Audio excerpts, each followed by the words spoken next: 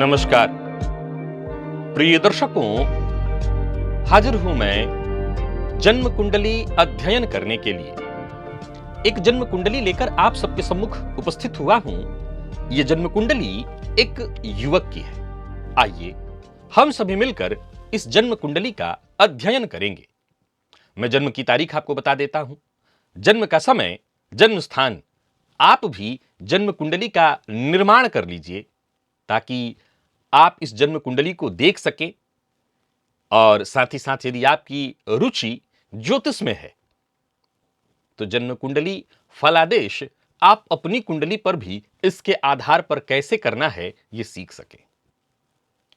मैं जन्म की तारीख आपको बताता हूं। जन्म की तारीख है 14 जनवरी 1998 1998 और जन्म का समय शाम 5:55 गोरखपुर उत्तर प्रदेश। जन्म काल के पंचांग से आपको अवगत कराता हूं। जातक ने माघ मास में जन्म लिया है और बुधवार के दिन कृष्ण पक्ष की द्वितीया तिथि थी। अब कृष्ण पक्ष की द्वितीया तिथि ब्राह्मण वर्ण और आश्लेषा नक्षत्र के द्वितीय चरण का इनका जन्म है। राक्षसगण कर्क राशि, यह जल तत्वीय राशि है। चंद्रमा इस राशि के राशिश होते हैं।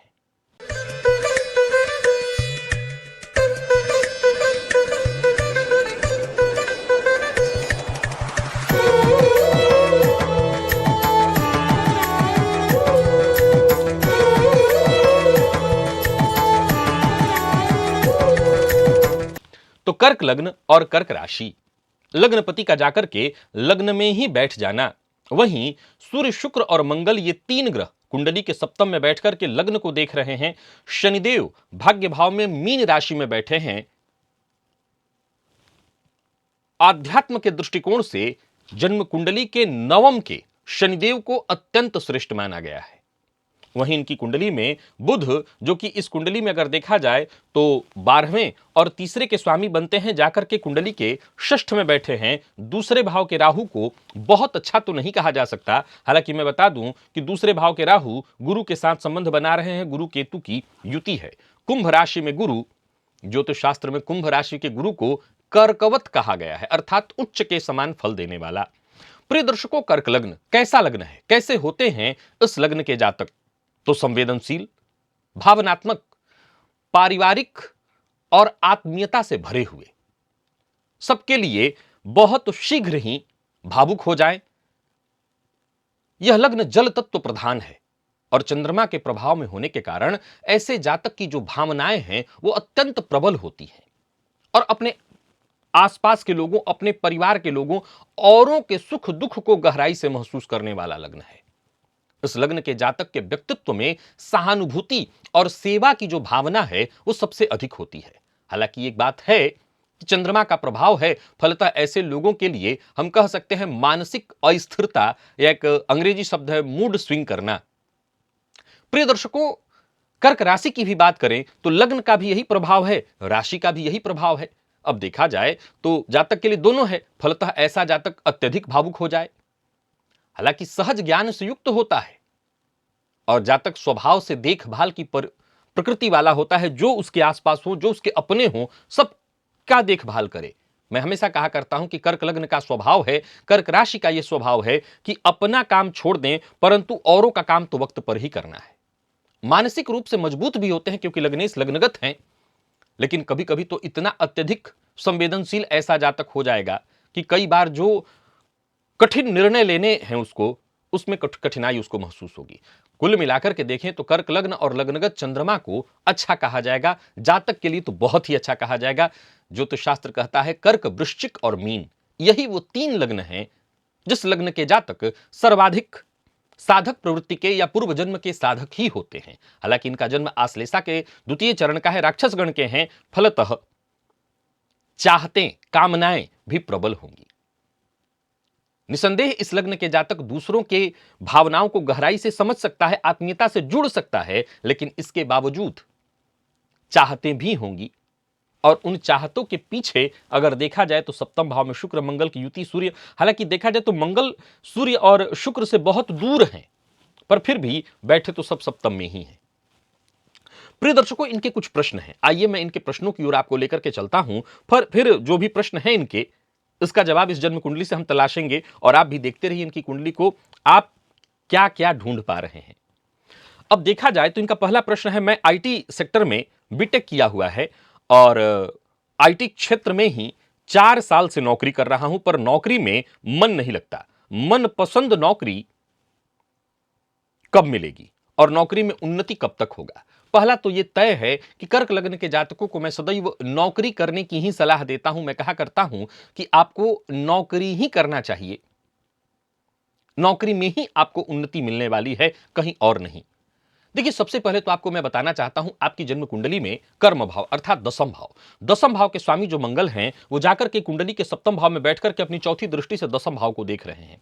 सूर्य जो कि एक तरह से देखा जाए तो नौकरी के, हालांकि आजीविका के कारक शनिदेव को कहा गया है, जो कि भाग्य भाव में बैठे हैं, अत्यंत श्रेष्ठ हैं, परंतु मंगल का जो संबंध है सप्तम से है और ये मंगल सप्तम में जरूर बैठे हैं। सप्तम भाव कामनाओं का भाव है, याद रखिएगा, धर्म अर्थ काम, तो ये कामना का भाव है और मंगल कामना में सबसे आगे है। फलतः करियर में ऐसे लोगों के बार बार बदलाव की प्रवृत्ति बनी रहती है। यहां पर अगर गौर करें तो षष्ठ के जो बुध हैं, वो बुध कर्म भाव से नवम पंचम योग बना रहे हैं। बुध का कुंडली के षष्ठ में होना जातक को नौकरी में तर्क शक्ति और बुद्धिमत्ता का अच्छा उपयोग करने के लिए प्रोत्साहित करता है, लेकिन इसके बावजूद मन में असंतोष की भावना बनी रहेगी। कारण है सप्तम में सूर्य का होना।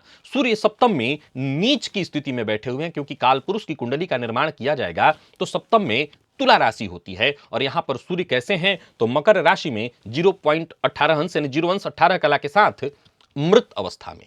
यहीं पर शुक्र भी वक्री होकर के मंगल के साथ बैठे हैं, जिसमें नौकरी में स्थायित्व में थोड़ी दिक्कत आएगी। हालांकि मैं आपको बता दूं कि नवम भाव के जो शनिदेव हैं, वो कहीं ना कहीं जातक को धीमी गति से ही सही लेकिन प्रगति देते अवश्य हैं। मेहनत से सफलता मिलती ही मिलती है।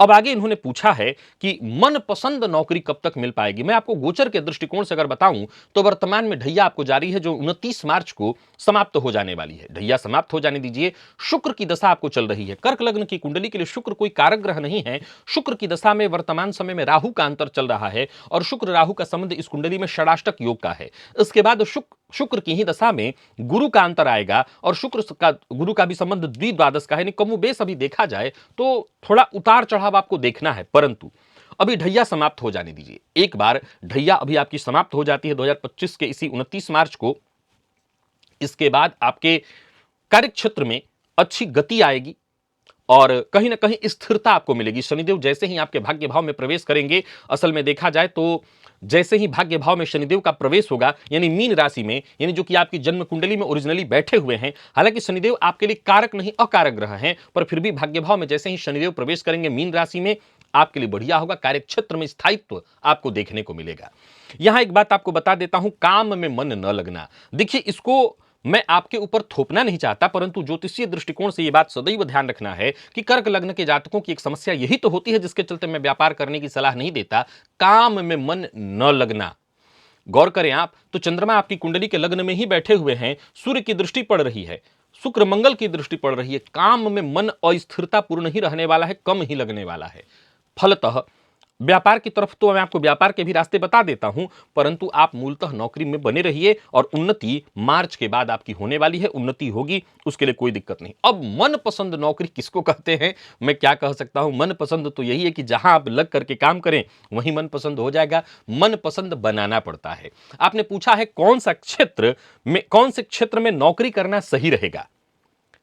आगे आपने पूछा है एमबीए या एमटेक करना चाहिए। देखिए, आपकी कुंडली में, जन्म कुंडली में बुध षष्ठ भाव में बैठे हैं और षष्ठ के बुध जो कि नौमांश में मिथुन राशि में दशम में बैठे हुए हैं। फलतः वैसे तो आपने बीटेक किया है, लेकिन एमटेक करने की जगह आपको एमबीए करना चाहिए, मैनेजमेंट करना चाहिए। इस क्षेत्र में आपको अच्छी सफलता मिल सकती है। देवगुरु बृहस्पति अष्टम में केतु के साथ बैठ करके, हालांकि डिग्री वाइज कमजोर हैं, पर फिर भी केतु के साथ बैठे हुए हैं। और मैं आपको बता दूं कि यहां के गुरु उच्च शिक्षा के लिए बहुत अच्छी स्थिति वाले तो नहीं है, ये संघर्ष ही लाएंगे, देरी ही कराएंगे। इतना आसान नहीं है कि आप आसानी से एमबीए भी कर लें, परंतु नौमांस में जो बुध दशम में स्थित है वो आपको मैनेजमेंट के फील्ड में सहयोग करेंगे, आपको आसानी से सफलता मिल जाएगी। फलतः एमबीए करना आपके लिए लाभप्रद रहेगा और एमबीए करने के बाद आपको नौकरी के क्षेत्र में और आसान हो जाएगा, कार्य क्षेत्र में और आसान हो जाएगा, आसानी से आपको नौकरी मिलेगी। किसी भी फील्ड में आप जाकर के जॉब कर सकते हैं, स्वदेश सही विदेश में भी जाकर के आप जॉब कर सकेंगे, उच्च पद पर भी जाने के अवसर आपको वहां से मिलेगा। आगे आपने पूछा है यदि भविष्य में व्यवसाय करना चाहें तो कौन सा व्यवसाय करना चाहिए, क्या उसमें उन्नति होगी। इस सवाल का जवाब मैंने प्रारंभ में ही दिया हुआ है कि मूलतः आपका जो लग्न है कर्क, वो नौकरी प्रधान लग्न है। नौकरी में ही रहना आपके लिए अच्छा है क्योंकि आप किसी चीज में मन टिका नहीं पाएंगे।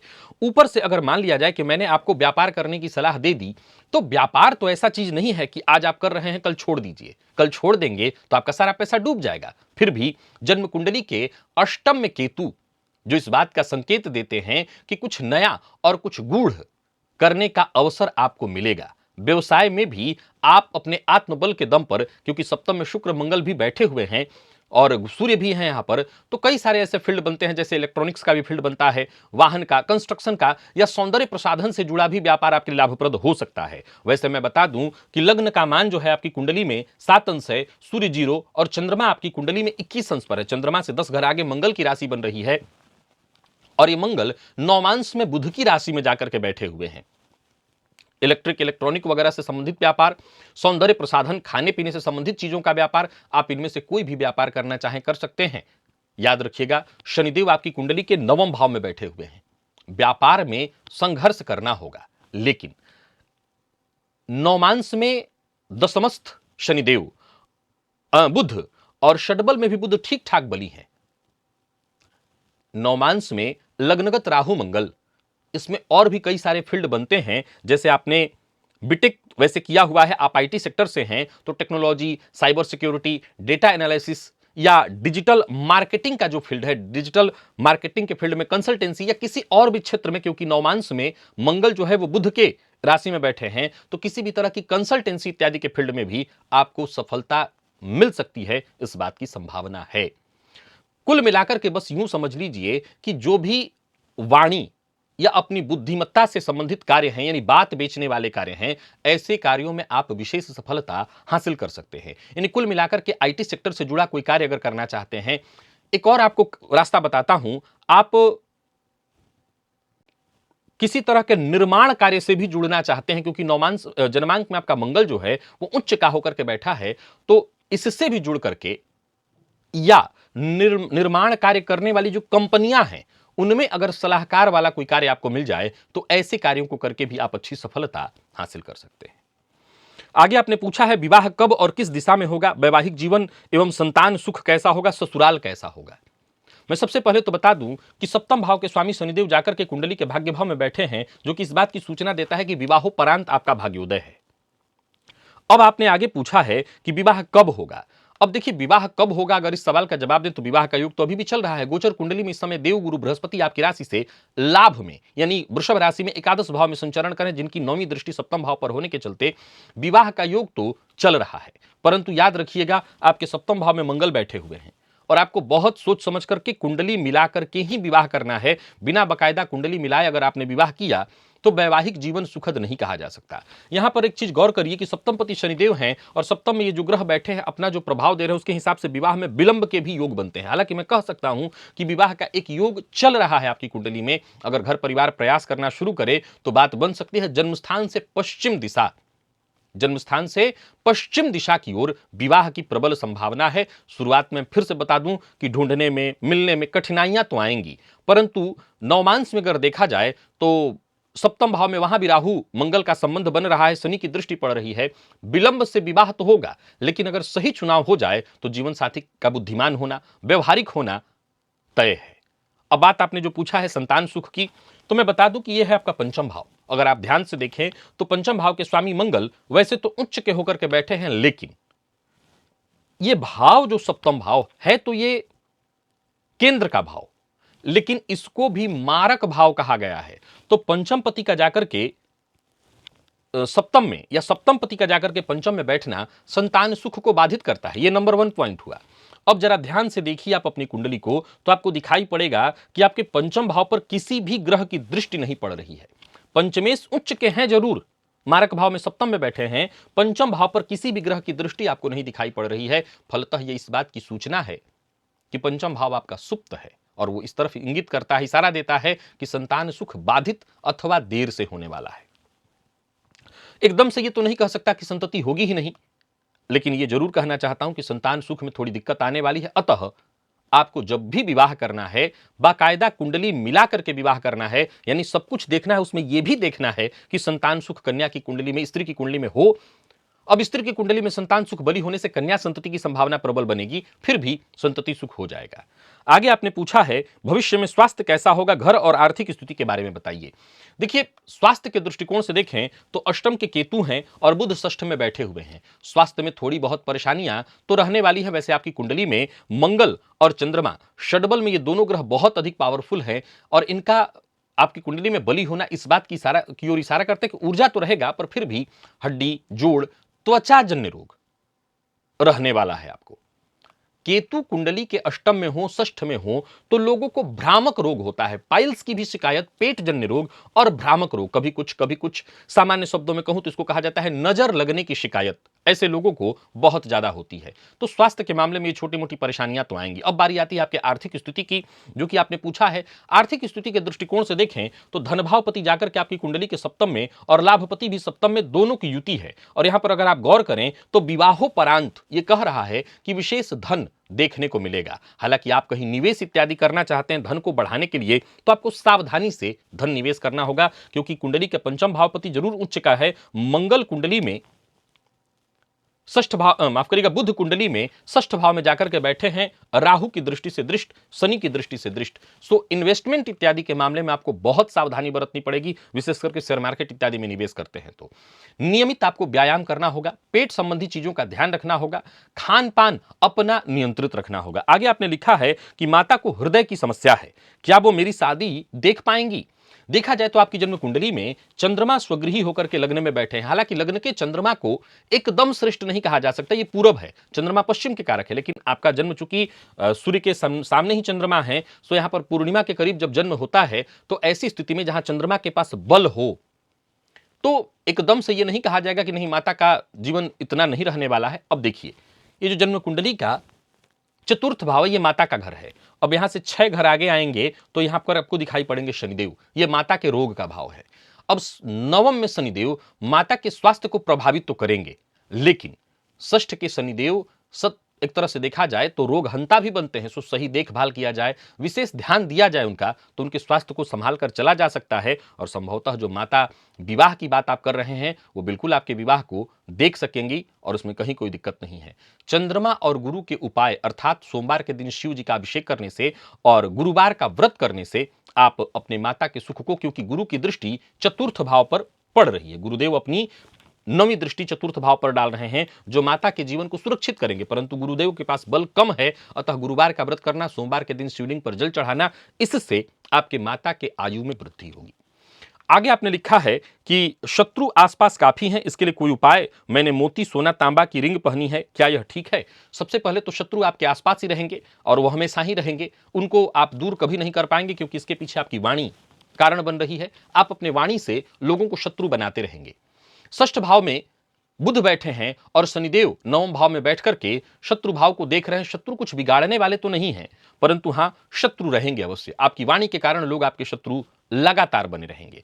आपको अपने शत्रुओं के पीछे नहीं जाना चाहिए। मेरी राय हमेशा आपके जीवन काल के लिए एक ही रहेगी कि शत्रुता को आप भूलिए मत, लेकिन शत्रुता को इतना भी याद मत रखिए कि आपका शत्रु आप पर मानसिक रूप से हावी हो जाए। याद रखिएगा, आपकी कुंडली में सब कुछ जो परेशानियां दिख रही हैं, उनमें से एक परेशानी है आपके ऊपर मानसिक हावी होना। आपका शत्रु आप पर मानसिक रूप से हावी हो सकता है, यानी यहां न होकर के भी आपके साथ ही होगा वो।